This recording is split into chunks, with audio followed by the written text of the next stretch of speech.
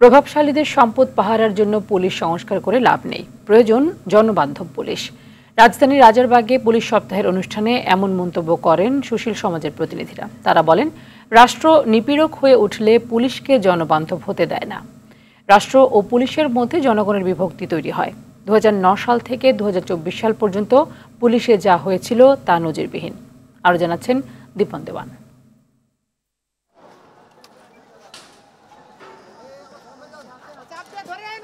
জীবন ও সম্পদের নিরাপত্তা বিধান করাই পুলিশের প্রধান কাজ, অথচ পুলিশ সবসময় ব্যবহৃত হয়েছে রাজনৈতিক স্বার্থে, ফলে ব্যাহত হয়েছে নাগরিক সেবা। এমন প্রেক্ষাপটে পুলিশ সপ্তাহ উদযাপনে রাজধানীর রাজারবাগ পুলিশ লাইন্সে নাগরিক ভাবনায় জনতার পুলিশ, নিরাপত্তা ও আস্থার বন্ধন শীর্ষক মত বিনিময় সভার আয়োজন করে বাংলাদেশ পুলিশ। অনুষ্ঠানে আলোচকরা পুলিশের বিগত দিনের আচরণ ও আগামী দিনে জনবান্ধব পুলিশ হওয়ার ব্যাপারে বিভিন্ন মত দেন।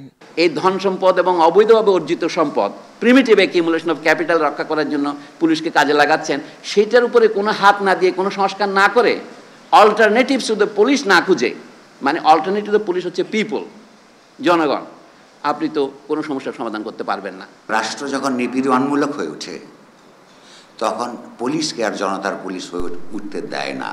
একটা রাষ্ট্র এবং রাষ্ট্রের কর্মকর্তারা কতটা নির্লজ্জ হলে, তার বিবেক কতটা পঙ্গুত্ব বরণ করলে মুদ্রিত আকারে পুলিশ রিপোর্টের বইয়ের মধ্যে লেখা যায় যে অমুককে এই পদক দেওয়া হয়েছে বিরোধী দলের আন্দোলন সফলভাবে দমন করার জন্য। আপনারা পলিটিক্যাল ইনফ্লুয়েন্স থেকে দূরে থাকা এবং জনগণের পাশে থাকার জন্য নিজেদের লড়াইটা চালাবেন।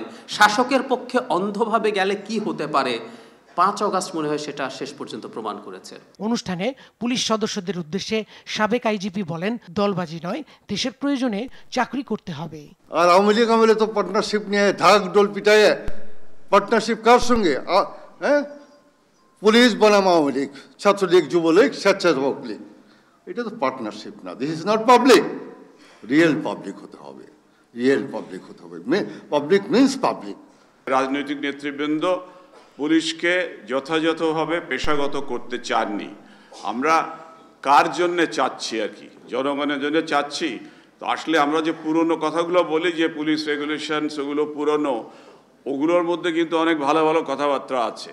পুলিশকে জনবান্ধব হতে হলে জনগণের ভাষা বুঝতে হবে বলেও মন্তব্য করেন আলোচকরা। বলে গেলেন যে ইন্ডাস্ট্রিয়াল পুলিশের কথা। দীপন দেওয়ান, আর টিভি, ঢাকা।